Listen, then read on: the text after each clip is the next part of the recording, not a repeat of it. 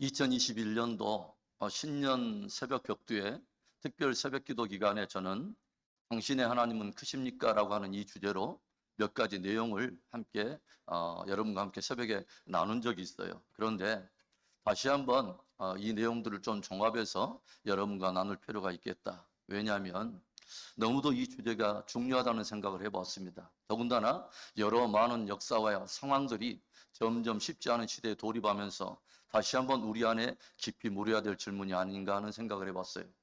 당신의 하나님은 크십니까? 과연 나의 하나님은 크신가?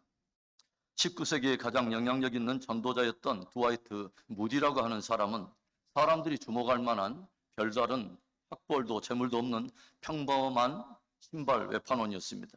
그런데 어느 순간부터 하나님께로부터 그는 나의 복음을 전파하라고 하는 강력한 부르심을 느끼게 돼요.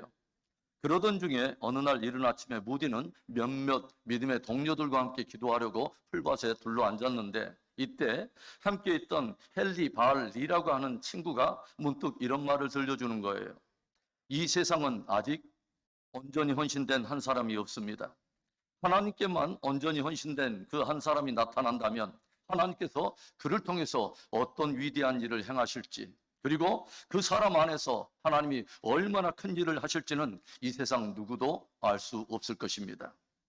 이 말이 무디의 영혼을 뒤흔들고 그의 마음 안에 큰 울림이 되었습니다. 그래, 세상은 아직 그 한 사람을 보지 못한 거야. 하나님께서 그를 통해서, 그리고 그 사람 안에서 큰일 하기를 원하시는 진짜 하나님이 찾으시는 바로 그 한 사람. 만일 하나님께서 스펄전 목사님을 그렇게 위대한 믿음의 종으로 사용하셨다면, 그리고 성경에 등장하는 수많은 사도와 선지자들과 수명하는 이 믿음의 사람들을 주옥과 같이 쓰셨다면 오늘도 동일한 그들의 똑같은 믿음의 길을 따라가는, 그들의 동일한 믿음으로 반응하는 그와 같은 사람들을 역시 안 쓰실 리가 없을 거야. 이때부터 무디는 주님, 나도 그렇게 쓰임받고 싶어요. 주님, 나도 그렇게 써주세요. 나도 그렇게 써주세요.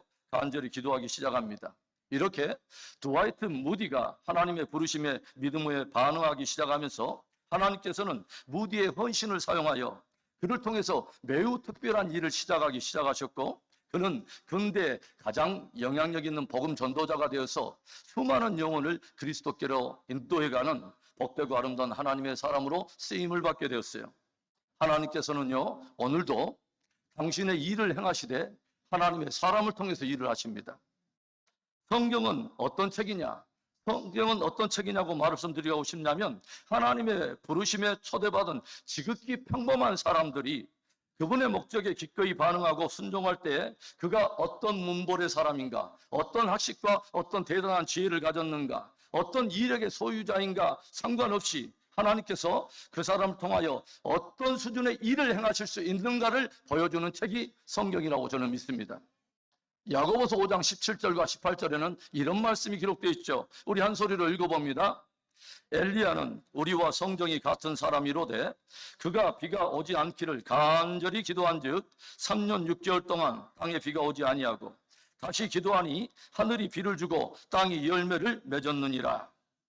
엘리야는 우리와 성정이 같은 사람이로되, 무슨 말이에요? 엘리야는 특별한 사람이 아니라고 하는 거예요. 우리와 성정이 같은 별반 다를 바 없는 지극히 평범한 사람이라고 하는 거예요. 그런데 다만 그가 다른 사람과 다른 하나는 그가 하나님께 반응하며 그분이 하시는 일에 대해서 기꺼이 믿음으로 반응하며 헌신했다고 하는 것입니다. 그렇게 헌신했더니 하나님께서 그를 통해서 당신의 능력을 드러내시고 당신의 일을 이루시더라고 하는 거예요. 베드로와 요한이 성전 미문 앞에서 나면서부터 안진병이 된 사람을 일으키신 후에 종교법정에 끌려가서 그 기적의 사건에 대해서 힘있게 변증하는 것을 볼 때에 성경은 많은 종교 지도자들이 베드로와 요한이 본래는 학식이 없고 학문이 없는, 배움이 없는 평범한 사람으로 알았다가 기이 여기며 놀랐다고 들려주고 있어요. 그렇습니다. 갈릴리의 촌사람들이지만 저들이 하나님의 손에 붙들리게 될 때에 저들 안에서 저들을 통하여 어떤 일이 일어나게 될지 알고 있었던 사람은 단 한 사람도 없었다고 하는 것이죠. 갈릴리 반경을 한 번도 떠나보내지 않았던, 떠나본 적이 없었던, 나면서부터 바다에서 물질에만 늘 익숙해 있는 어부들이었지만 저들이 하나님의 손에 붙들릴 때에 저들의 입술 안에서 얼마나 강력한 복음의 변증이 펼쳐질지, 그리고 가는 곳마다 성령의 불을 던지며 부흥을 일으키는, 말 그대로 세상이 감당하지 못할 능력의 일들을 감당해는 얼마나 강력한 수준의 증인으로 일어나게 될지를 아무도 몰랐다고 하는 것입니다. 심지어는 정작 자신들조차도 자신들의 생애 안에 이처럼 놀라운 복음의 신비와 능력이 함께 묻어 있다고 하는 것을 몰랐다는 거예요. 정작 자신들조차도 자신들이 하나님의 손에 붙들리게 되면 자신들이 어떤 영광스러운 생애를 살게 될지, 어떠한 수준의 영광스럽고 정교한 삶을 살아내게 될지를 아무도 알지 못했다고 하는 거예요. 드와이트 무디는 그저 신발을 파는 신발 외판원으로 끝날 운명이 아니었던 것입니다. 엘리야는 그저 디셉션에서 농사를 짓는 한 농부의 생애로 그렇게 끝날 운명이 아니었던 것입니다. 베드로와 요한은 평생 갈릴리 업으로 물질이나 하면서 그렇게 끝날 운명이 아니었다고 하는 거예요. 그 말은 하나님께서 그렇게 평범한 사람들을 그분의 손에 붙들어서 한 시대를 정교하게 쓰실 수 있었다고 하면 주님께 동일한 반응으로 나아가는 저와 여러분을 주님께서 역시 붙들고 한 시대를 정교하게 쓰실 수 있다고 하는 믿음의 도전이 된다고 하는 것입니다. 이 세상에서 여러분 가장 흥분되고 가장 익사이팅한 일이 무엇인지 아세요? 지극히 평범한 저와 여러분이 위대하신 하나님을 알게 되었다고 하는 것입니다. 그리고 최고의 익사이팅한 일은 그 위대하신 하나님과 동행하는 것이며 그분의 놀라운 수준의 그분의 영광을 경험하게 되었다고 하는 거예요. 더 최고의 익사이팅한 일은 그분의 손에 붙들려서 한 시대에 쓰임을 받는다고 하는 것이죠. 창립 1주년을 넘어서 이제 새롭게 전진해가는 우리 은혜 비전 가족들 모두에게 하나님을 경험하게 되는 놀라운 은혜가 있기를, 그리고 평생에 하나님께 붙들려서 정교하게 쓰임받는 은혜가 있기를 주님의 이름으로 축원합니다. 하나님께서는 믿음의 사람을 쓰십니다. 그런데 그 믿음은 하나님을 향한 믿음인 것이죠. 그래서 저와 여러분이 믿음의 도약을 위해서, 믿음의 승리를 위해서 끊임없이 물어야 될 질문 하나가 있어요. 무엇일까요? 첫째로는 하나님은 얼마나 크신가 하는 질문입니다. 유명한 설교가인 토저 목사님은 우리들에게 이런 의미 있는 말씀을 도전하세요. 우리들이 하나님을 작은 분으로 보면 거기에서부터, 그 불신으로부터 100가지 죄악이 일어나고, 하나님을 크신 분으로 보면 거기에서 10,000가지 문제들이 해결이 된다. 여러분, 무슨 말일까요? 대부분의 죄악들은 사람들이 하나님을 작게 여기는 불신에서부터 일어난다고 하는 것이죠. 그리고 대부분 우리들이 가지고 있는 문제를 하나님께 가지고 가면 대부분의 문제들이 다 풀린다고 하는 것입니다. 여러분, 우리들이 직면하고 있는 문제의 크기를 정말 정확히 진단하려면요, 그 문제를 하나님 앞에 가지고 가야 정확히 그 문제의 크기를 알게 돼요. 내 스스로 판단하는 그 크기가 진짜가 아니라 하나님 앞에 가지고 가야 그 문제의 크기가 정확히 드러난다고 하는 것이죠. 거기에서 우리는 질문하게 됩니다. 과연 이 문제가 하나님보다 큰가? 아니면 하나님이 이 문제보다 크신가? 때때로 하나님께서는요, 이 문제가 하나님보다 큰가? 아니면 하나님께서 이 문제보다 큰가 하는 이 질문에 대해서 우리가 정확한 답을 생각하고 그 답에 동그라미를 칠 수 있도록 우리를 매우 절박한 상황으로 밀어붙이실 때가 있어요. 이스라엘 백성들이 애굽에서 400년 동안 종살이를 할 때에 하나님께서는 그의 백성들을 내놓지 않고 끝까지 붙들려고 하는 이 바로의 강팍함을 깨뜨리려고, 그리고 또 한편에는 400년간 세대를 이어오면서 종살이에 젖어가지고 저들의 열조인 아브람과 이삭과 야곱의 하나님이 어떤 분인가를 알지 못하는 그 이스라엘 백성들에게 당신을 드러내려고 온 애굽 전역에 말 그대로 하나님 수준의 엄청난 심판적 능력을 풀어놓으시죠. 애굽의 사람들이 생명의 젖줄로 여기고 있는 나일강을 피로 물들여서 심판을 하시는가 하면 온 애굽 전역에 개구리 떼들과 이떼들, 파리떼들, 메뚜기 떼들을 보내셔서 당신의 능력을 드러내십니다. 그리고 온 애굽에서 빛을 거두심으로 흑암으로 심판하시는가 하면 마지막 때는 바로의 장자로부터 시작해서 그 애굽의 맷돌 가는 여종의 첫째 그 아들까지 그리고 모든 생축과 짐승의 첫 새끼들을 다 쳐버리심으로 이스라엘의 하나님의 크신 능력을 드러내십니다. 그리고 온 애굽의 첫 것들이 죽음이 되어서 실려나가면서 호국 소리가 온 애굽을 창곤하던 그날에 주님께서는 이스라엘 백성들에게는 좌우설주와 임방에 어린 양의 피를 바르게 하심으로 저들로 심판과 사망을 면하고 생명을 얻게 하는 놀라운 큰 구원의 역사를 일으키시죠. 그런데 하나님의 은혜 가운데 이제 바로의 세력을 벗어나서 구원을 얻은 이스라엘 백성들은 잠시 후에 비하이롯 바닷가라고 하는 바로 그곳에서 놀랍고 정말 중한 위기에 직면하게 됩니다. 그런데 참으로 성경을 읽어가면서 당황스러운 것은 뭐냐면요, 그 위기의 장소로 그리고 그 절박한 상황으로 이끌어 가신 바로 그분이 누구냐면 놀랍게도 하나님이시라고 하는 것이죠. 출애굽기 13장 17절과 18절의 말씀을 보겠습니다. 바로가 백성을 보낸 후에 블레셋 사람의 땅의 길은 가까울지라도 하나님이 그들을 그 길로 인도하지 아니하셨으니 이는 하나님이 말씀하시기를 이 백성이 전쟁을 하게 되면 마음을 돌이켜 애굽으로 돌아갈까 하셨습니다. 그러므로 하나님이 홍해의 광야길로 돌려 백성을 인도하심에 이스라엘 자손이 애굽 땅에서 대열을 지어 나올 때에 하나님께서는 구원을 받은 이스라엘 백성들이 바로 블레셋의 길로 가면 10하루밖에 걸리지 않는 그 길을 주님께서 피하시고 어떤 길로 주님이 친히 인도하시냐면 홍해의 광야길로 인도하셨다고 하는 거죠.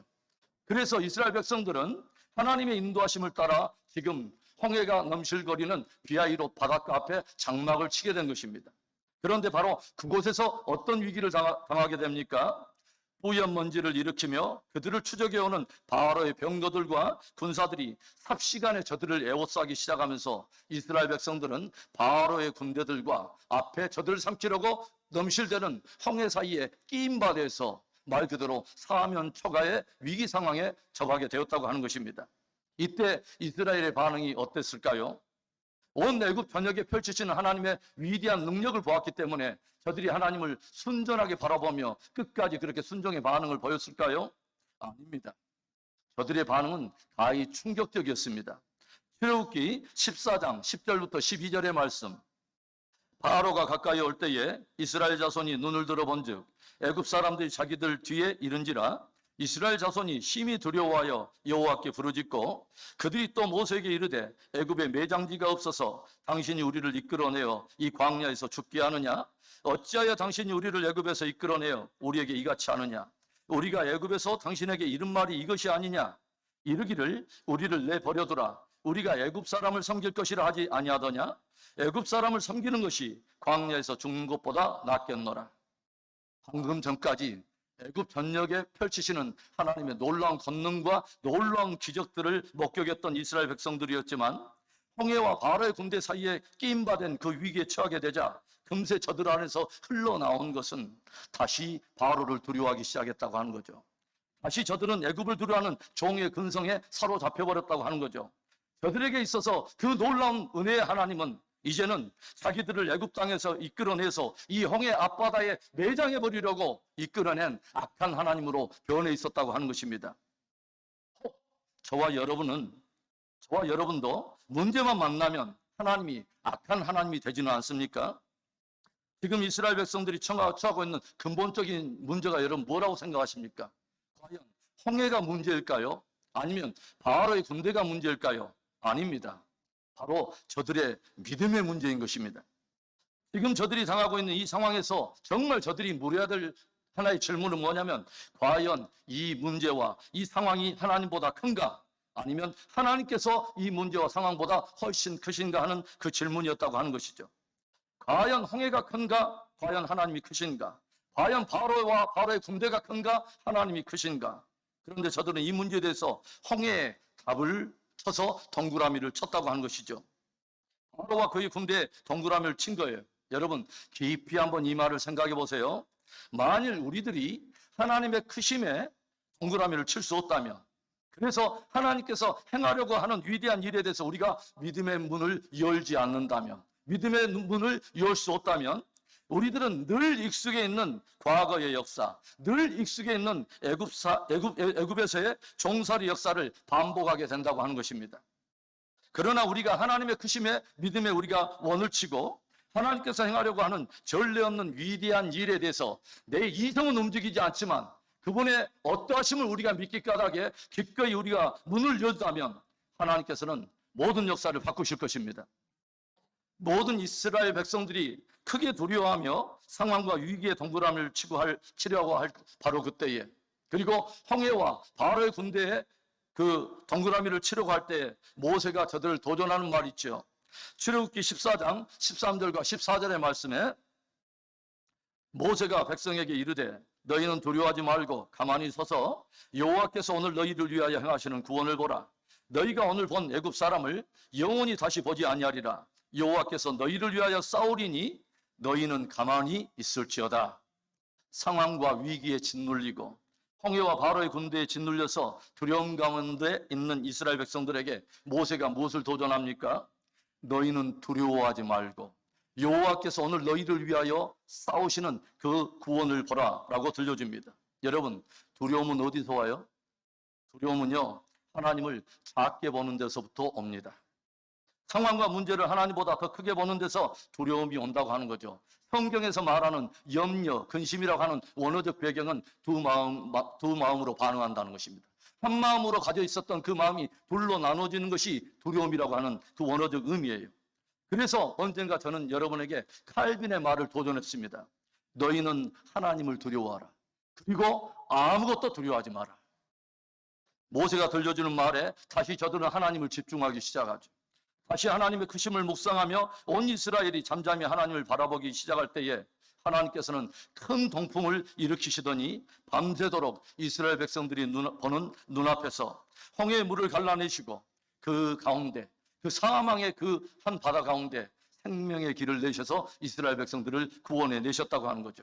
그리고 저들을 추적해오는 바로의 모든 군대를 동일한 그 홍해에 수장시켜버리는 놀라운 하나님의 권능을 펼치시는 것을 우리가 보게 되죠. 저들이 상황과 위기에 동그라미를 치고 바로와 또 홍해에 동그라미를 쳤던 저들의 불신을 다 지워버리고 마침내 하나님의 크심의 믿음의 동그라미를 칠 때에 하나님께서 마침내 하나님 수준의 놀라운 능력을 베풀어 주시더라고 하는 것입니다. 여러분, 다시 한번 물어봅니다. 여러분의 하나님은 크십니까? 얼마나 크십니까? 여러분이 지금 당하고 있는 그 문제와 상황보다 훨씬 크십니까? 여러분이 하나님의 크심에 진실로 믿음의 동그라미를 치고 반응할 때 여러분은 하나님께서부터 불어오는 놀라운 동풍에 바람을 느끼기 시작할 것입니다. 문제와 상황이 갈라지고 마침내 하나님이 행하시는 크신 구원을 경험하게 될 줄로 믿습니다. 너희는 두려워하지 말고 오늘날 너희를 위하여 행하시는 여호와의 구원을 보라. 크신 하나님을 붙들고 범사에 승리하게 되는 저와 여러분의 신앙이 되기를 주의 이름으로 축원합니다. 믿음의 도약을 위해서 또 믿음의 전진을 위해서 우리들이 또 하나 물어야 될 것이 있어요. 두 번째는 하나님은 여전히 크신가 하는 질문입니다. 하나님은 여전히 크신가? 저와 여러분이 하나님을 얼마나 크신 분으로 받아들이고 그렇게 또 따르는가에 따라서 우리들의 기도의 크기가 달라져요. 우리가 하나님을 얼마나 크신 분으로 여기는가에 따라서 우리의 믿음과 순종의 크기가 달라진다는 거 여러분 아십니까? 그래서 믿음의 승리를 통해서 승리를 위해서 우리가 계속해서 물어야 될 질문이 뭐냐면 그분은 오늘도 여전히 크신가 하는 것입니다. 이 상황에 대해서도 오늘 내가 당한 이 문제에 대해서도 여전히 하나님은 크신가? 출애굽한 이스라엘 백성들이 다베라라고 하는 지역에 이르렀을 때의 일입니다. 이때 이스라엘 백성들이 맨날 우리들이 먹는 것이 만나뿐이어서 이제는 기력이 쇠하여졌다고 하나님 앞에 불평을 쏟아내요. 저들의 깊은 질병이 또다시 도진 거예요. 저들의 틈틈이 다시 도지는 저들의 영적인 질병이 무엇입니까? 애굽 동경 증후군입니다. 세상 동경 증후군. 우리가 애굽에 있을 때 바로의 가마솥 가까이에 머무를 때는 거기서는 생선도 먹고 어이도 먹고 파도 먹고 부추도 먹고 그렇게 파와 마늘도 먹었는데 이제는 이 만나 외에는 다른 먹을 것이 없노라라고 원망을 쏟아낸 거예요. 그런데 성경을 보니까 심지어 이 먹는 문제로 인해서 저들이 심히 울면서 고기 좀 달라고 그렇게 모세에게 원망했다고 기록되어 있어요. 그러자 모든 인생들의 하는 말을 들으신 하나님이 너희의 들리는 말이 내 귀에 들린 대로 내가 행하리라 하시는 바로 그 주님께서 모세에게 어떤 말을 들려주십니까? 민수기 11장 19절과 20절의 말씀, 하루나 이틀이나 닷새나 열흘이나 20날만 먹을 뿐 아니라 냄새도 싫어하기까지 한 달 동안 먹게 하시리니 이는 너희가 너희 중에 계시는 여호와를 멸시하고 그 앞에서 울며 이르기를 우리가 어찌하여 애굽에서 나왔던가 함이라 하라. 계속해서 애굽을 동경하며 애굽을 그리워하면서 계속 하나님을 불신하고 있는 이스라엘 백성들의 원망을 들으신 그 하나님께서 모세에게 하신 말씀이 뭐냐면 내가 하루나 이틀 정도가 아니라 열흘이나 20날 정도가 아니라 한 달 동안, 그것도 이제는 저들이 아주 그 냄새 맡기도 싫어할 정도로 질릴 정도로 내가 한 달 동안 저들에게 고기를 먹게 하리라 라고 주님이 말씀하신 거예요. 그러자 정작 이 놀라운 주님 수준의 말씀을 들은 바로 이 말씀에 당황하면서 한 발 물러선 사람은 정작 모세였습니다. 모세가 무엇이라고 반응하냐면 민수기 11장 21절과 22절의 말씀에 모세가 이르되 나와 함께 있는 이 백성의 보행자가 60만 명이온데 주의 말씀이 한 달 동안 고기를 주어 먹게 하겠다 하시오니 그들을 위하여 양떼와 솥대를 잡은들 족하오며 바다의 모든 고기를 모은들 족하오리까. 모세가 무엇을 말해요? 주님 눈 있으시죠? 주님 산수하실 줄 아시죠? 지금 저와 함께 있는 사람들이 장정만 60명입니다. 그런데 하루만 먹여도 그 분량이 장난이 아닐 텐데 이 많은 사람을 한 달 동안 먹이시다니요? 그 분량을 모으려면 온 땅에 살고 있는 양떼와 솥대를 다 잡은들 이게 족하겠으며 바다의 모든 고깃대를 잡은들 이 사람들에게 족하겠습니까? 그리고 그것이 가능한들 어떻게 그 많은 자원들을 동원할 것입니까? 라고 주님 앞에 따진 거예요. 우리의 어쩔 때는 대부분 기도의 내용이 이렇죠. 주님의 크심 앞에 주도권을 맡기는 것보다 내가 가지고 있는 처한 상황의 크기만을 하나님 앞에 설명하는 데 집중할 때가 굉장히 많죠. 이때 모세 말에 하나님께서 무엇을 말씀하십니까? 모세야, 아차, 내가 착각했다야. 내가 조금 숫자에 둔해. 60만 명의 여자와 유아 포함 200만 명은 될 텐데 20, 30명 정도만 해도 내가 어떻게 해볼 텐데 200만 명 내가 깜빡했다. 하루 이틀이면 내가 어떻게 해볼 텐데 나도 홧김에 한 달을 내가 말했는데 미안하다 모세야. 이것이 지금 새나 생선을 구할 수 있는 바닷가가 아니라 광야라고 하는 것을 내가 깜빡했다. 내가 어떻게 바닷가라면 어떻게 해볼 텐데 이거 광야라고 하는 것을 내가 깜빡했다. 이렇게 말씀하셨을까요? 아닙니다. 주님은 단 한마디를 모세에게 이렇게 도전하세요. 민수기 11장 23절의 말씀 한 목소리로 읽습니다. 여호와께서 모세에게 이르시되 여호와의 손이 짧으냐? 내가 이제 내 말이 내게 응하는 여부를 보리라. 아멘. 모세야, 여호와의 손이 짧으냐? 이전 성경에는 여호와의 손이 짧아졌느냐? 이런 뜻입니다. 20명은 되고 30명은 되는데 나 여호와에게는 200만 명이면 안 되는 것이냐? 바닷가에서는 되고 광야에서는 안 된다는 말이냐? 하루 이틀이면 되면 나 여호와에게는 한 달이면 안 된다는 말이냐? 이 질문은 한마디로 나 여호와가 과연 시간의 제약을 받고 공간의 제약을 받고 문제와 상황의 크기의 제약을 받는다는 말이냐? 모세에게 도전하는 믿음의 질문이 뭐예요? 상황에 상관없이 시간과 공간에 또는 규모와 숫자에 상관없이 너희 하나님은 여전히 오늘도 크시냐? 라고 하는 그 질문입니다. 과연 이 질문에 대해서 너는 예스, 그렇습니다. 나의 하나님은 여전히 크십니다. 라고 너는 믿음의 원을 그릴 수 있느냐? 라고 하는 질문이라고 하는 거죠. 성경이 무엇을 도전합니까? 민수기 11장 31절과 32절의 말씀. 바람이 여호와에게서 나와 바다에서부터 메추라기를 몰아 진영 곁 이쪽 저쪽 곧 진영 사방으로 각기 하룻길 되는 지면 위 2규빗쯤에 내리게 한지라. 백성이 일어나 그날 종일 정야와 그 이튿날 종일토록 메추라기를 모으니 적게 모은 자도 10호멜이라. 그들이 자기를 위하여 진영 사면에 펴두었더라. 저는 때때로 마음속에 낙심이 될 때마다 이 메추라기의 기적 사건을 조용히 묵상을 해봐요. 얼마나 도전이 되는지 몰라요. 여러분, 메추라기는요, 그 습성상 원래는 물 가까이에만 머물며 살지 내륙으로 날아가는 법이 없어요. 그런데 지금 이스라엘 백성들이 머물고 있는 이 바람 광야는 지중해로부터 무려 내륙으로 80km나 떨어진 바로 그곳에 위치해 있다고 하는 거죠. 그런데 지면에 2규빗 높이로 쌓는다고 하면 지면에서 1m 높이로 쌓았는데 그것도 면적으로 어느 정도냐면 그 사방으로 각기 하루길 되는 지면이라고 기록되어 있어요. 그런데 히브리 사람들의 그 계산법으로 온다면 하루길은 약 24km를 말하는 것입니다. 그러니까 정말 이 기적이 실제라면 하나님께서는 메추라 깃대를 보내시는데 지금 미국의 수도인 워싱턴의 약 10배 정도에 차는 그 면적에 메추라 깃대를 1m 그 높이로 그 모아는 메추라 깃대를 쌓았다고 하는 것이죠.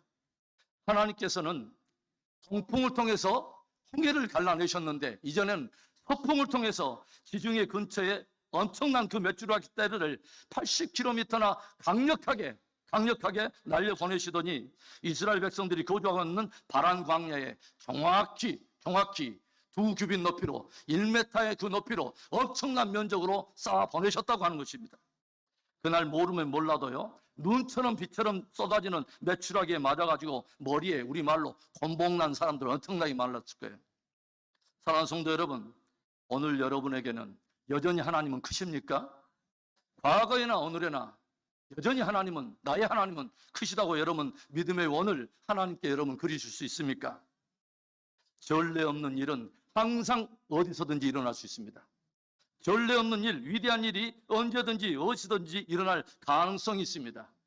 왜냐? 하나님이 살아계시기 때문에. 그리고 그 하나님이 크신 하나님이기 때문에.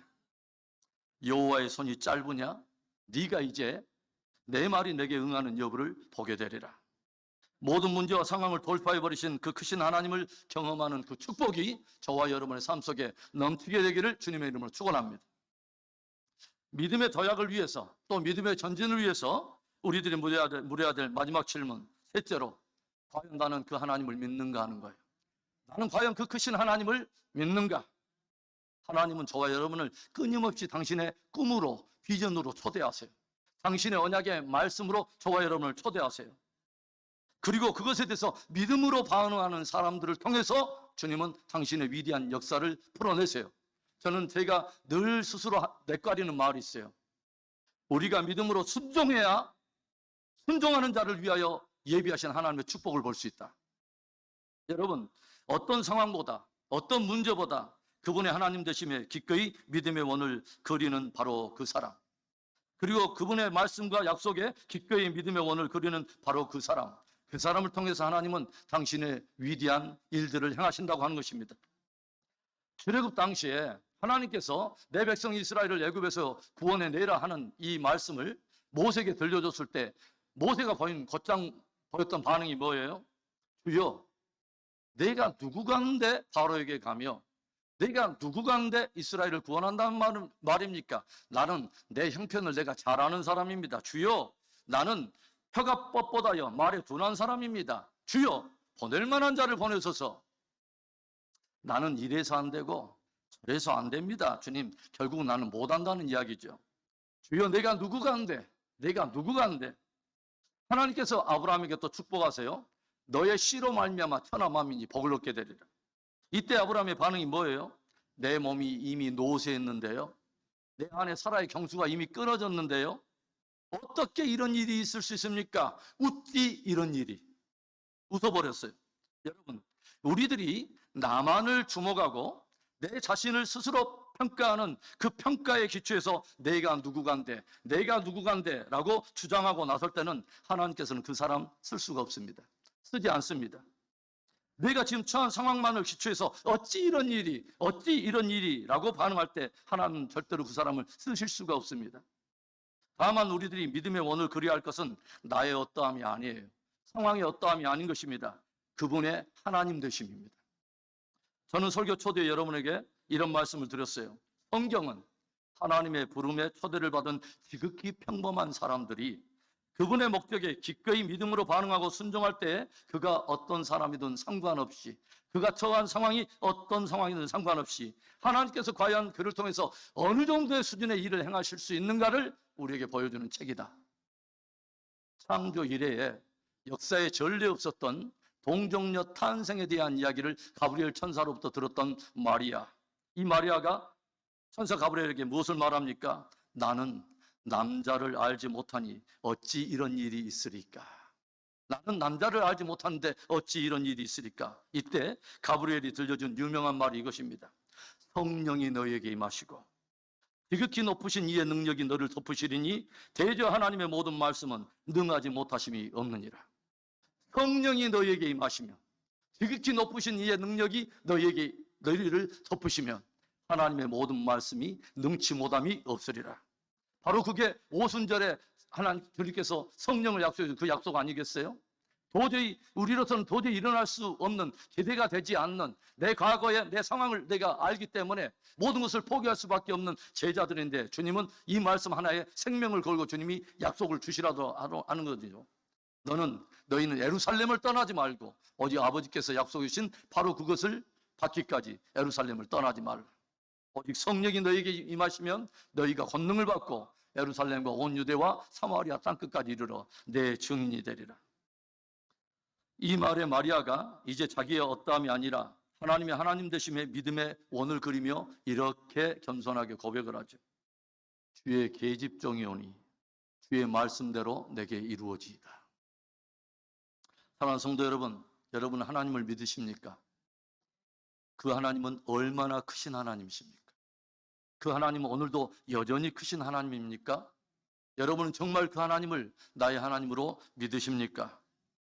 그 크신 하나님을 나의 하나님으로 붙들고 또 믿음으로 놀라운 역사들을 경험할 뿐만 아니라 진짜 주님의 손에 붙들려서 존귀하게 쓰임을 받게 되는 복된 우리의 공동체, 또 저와 여러분의 생애가 되기를 다시 한번 주님의 이름으로 축원합니다.